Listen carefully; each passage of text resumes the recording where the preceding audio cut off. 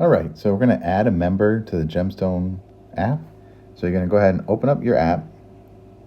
Once you're here, you'll see devices here, and that's your controller, but it's the same exact screen. So in the bottom here, it says Home, Downloads, Schedule, Learn, and More with the hamburger button.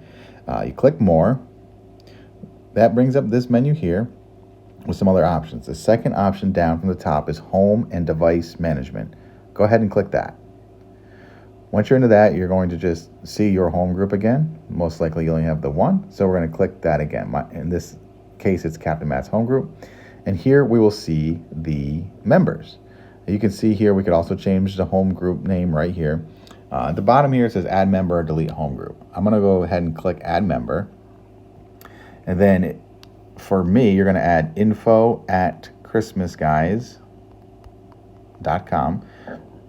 Then you're going to set it as a manager. This allows me to troubleshoot, add, remove devices when we're there without having to log into your account every time.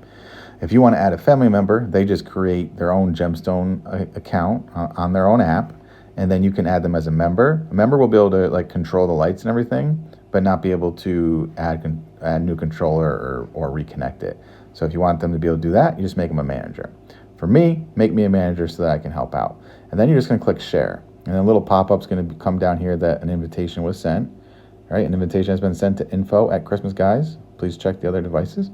And so then you'll see right now it says no name is pending. And once I accept it, it'll change to a name and it'll say administrator. And that is how you add me or anyone else to your home group.